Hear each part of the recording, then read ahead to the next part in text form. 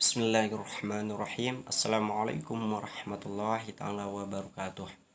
Alhamdulillahi rabbil alamin. Wa bihi nasta'inu ala umurid dunya waddin.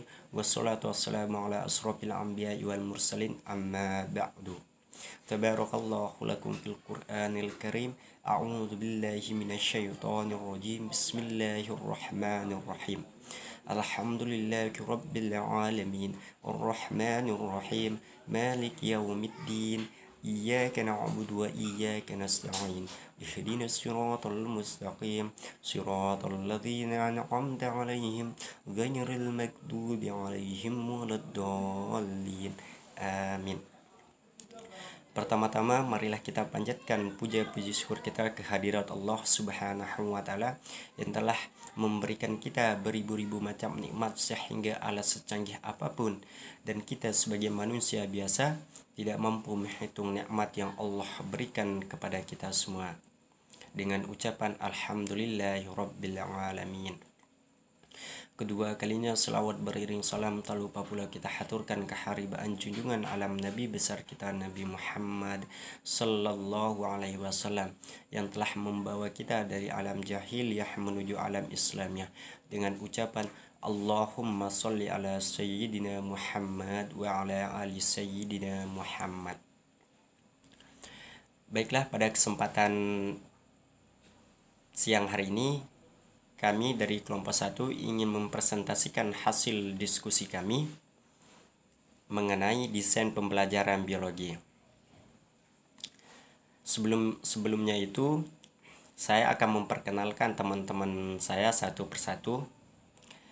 Saya Safwan Hadi selaku moderator dan pemateri pertama. Selanjutnya Rizka Nabila sebagai pemateri kedua. Dan selanjutnya Royal Aini sebagai pemateri ketiga dan Siti Nurhaida sebagai pemateri keempat atau yang terakhir. Desain pembelajaran biologi, design bahasa Inggris berarti perencanaan atau rancangan, ada pula yang mengartikan dengan persiapan. Pembelajaran yaitu adalah proses transfer ilmu yang melibatkan sistem dalam dunia pendidikan, yaitu guru atau pendidik, peserta didik, materi, tujuan, dan alat. Desain pembelajaran biologi yaitu adalah proses yang dilakukan secara sistematis untuk menyelesaikan masalah pembelajaran, meningkatkan kualitas pembelajaran, atau untuk mencapai tujuan pembelajaran tertentu yang terdiri atas serangkaian kegiatan perencanaan, bahan atau produk pembelajaran, pengembangan, dan mengevaluasi rancangan guna menghasilkan rancangan yang efektif dan efisien. Selanjutnya akan disampaikan oleh Rizka Nabila. Kepada Rizka Nabila saya persilahkan. Baiklah, di sini saya akan melanjutkan presentasi dari Saudara Safwan Hadi mengenai desain pembelajaran biologi. Desain pembelajaran biologi dapat mengakomodasi pencapaian penguasaan peserta didik terhadap pengetahuan, keterampilan, dan sikap dalam proses pembelajaran. Bila desain pembelajaran yang dirancang oleh guru berpedoman pada strategi, model, atau metode pembelajaran aktif dengan partisipasi aktif peserta didik. Strategi pembelajaran aktif, partisipatif, dan kooperatif merupakan strategi yang perlu diterapkan pada proses pembelajaran pada peserta didik untuk memudahkan mereka berinteraksi dengan alam sebagai objek belajar biologi untuk mencapai kemampuan kognitif, psikomotorik, dan afektif. Selanjutnya, komponen utama dari desain pembelajaran. Yang pertama, pembelajar, yaitu pihak yang menjadi fokus, yang perlu diketahui meliputi karakteristik mereka, kemampuan awal, dan prasyarat. Selanjutnya, tujuan pembelajaran dari umum dan khusus adalah penjabaran kompetensi yang akan dikuasai oleh pembelajar. Yang ketiga, analisis pembelajaran merupakan proses menganalisis topik atau materi yang akan dipelajari. Yang keempat, strategi pembelajaran dapat dilakukan secara makro dalam kurun 1 tahun atau mikro dalam kurun 1 kegiatan mengajar. Yang kelima, bahan ajar adalah format materi yang akan diberikan kepada pembelajar. Dan yang terakhir merupakan penilaian belajar, yaitu tentang pengukuran kemampuan atau kompetensi yang sudah dikuasai atau belum oleh peserta didik. Sekian yang dapat saya sampaikan. Selanjutnya akan dijelaskan oleh Saudari Rohiyatul Aili. Baiklah, di sini saya akan melanjutkan penjelasan dari Saudari Rizka Nabila. Prinsip desain pembelajaran. Menurut Pilbeck yang dikutip dalam buku Suparman tahun 2001, prinsip desain pembelajaran dibagi menjadi 12. Pertama, perlunya pemberian umpan balik positif dengan segera atas keberhasilan atau respon yang benar dari peserta didik, dan sebaliknya, peserta didik harus aktif membuat respon. Kedua, perlunya menyatakan tujuan pembelajaran secara jelas kepada peserta didik sebelum pembelajaran dimulai. Ketiga, pemberian isi pelajaran yang berguna pada peserta didik di dunia luar dan memberikan umpan balik berupa imbalan dan penghargaan terhadap keberhasilannya. Keempat, pemberian kegiatan belajar pada peserta didik yang sesuai dan berhubungan dengan dunia nyata atau kehidupan sehari-hari. Kelima, pemberian contoh secara jelas atas materi pelajaran yang diberikan kepada peserta didik. Keenam, pentingnya menarik perhatian peserta didik untuk mempelajari isi pelajaran.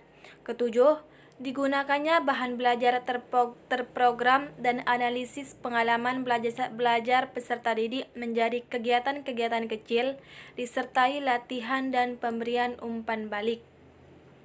Kedelapan, penggunaan media dan metode pembelajaran yang dapat menggambarkan materi yang kompleks. 9. Perumusan tujuan umum pembelajaran dalam bentuk hasil belajar yang operasional agar dapat dianalisis menjadi tujuan-tujuan yang lebih khusus. 10. Pengurutan pelajaran harus dimulai dari yang sederhana secara bertahap menuju kepada yang lebih kompleks, dan kemajuan peserta didik dalam menyelesaikan pelajaran harus diinformasikan kepadanya agar keyakinan kepada kemampuan dirinya lebih besar. 11. Pentingnya penguasaan peserta didik terhadap materi pelajaran menjadi prasyarat sebelum mempelajari materi selanjutnya, dan peserta didik diberikan kesempatan maju menurut kecepatan masing-masing. 12. Pemberian kemungkinan bagi peserta didik untuk memilih waktu, cara, dan sumber-sumber lain di samping yang sudah ditetapkan. Tujuan desain pembelajaran. Perencanaan pembelajaran bertujuan untuk mengarahkan dan membimbing kegiatan guru siswa dalam proses pembelajaran. Seperti yang dikemukakan oleh Hermawan bahwa tujuan perencanaan bukan hanya penguasaan prinsip-prinsip fundamental, tetapi juga mengembangkan sikap yang positif terhadap program pembelajaran. Meneliti dan menentukan pemecahan pembelajaran adalah menguasai sepenuhnya bahan dan materi ajar, metode dan penggunaan alat dan perlengkapan pembelajaran, menyampaikan kurikulum atas dasar bahasan dan mengelola alokasi waktu yang tersedia, dan membelajarkan siswa sesuai yang diprogramkan. Perencanaan pembelajaran memainkan peran penting dalam memandu guru untuk melaksanakan tugas sebagai pendidik dalam melayani kebutuhan belajar siswanya. Perencanaan pembelajaran juga dimaksudkan sebagai langkah awal sebelum proses pembelajaran berlangsung. Manfaat desain pembelajaran. Terdapat beberapa manfaat perencanaan pembelajaran dalam proses belajar mengajar, antara lain: 1. Sebagai petunjuk arah kegiatan dalam mencapai tujuan.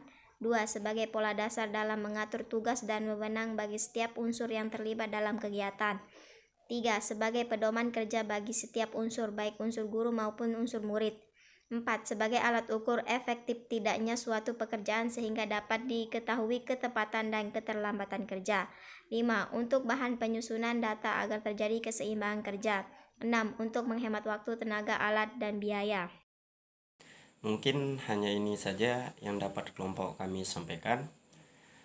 Kurang dan lebihnya kami mohon maaf. Apabila ada kesalahan, datangnya dari kelompok kami, dan apabila ada kelebihan, itu datangnya dari Allah Subhanahu wa Ta'ala.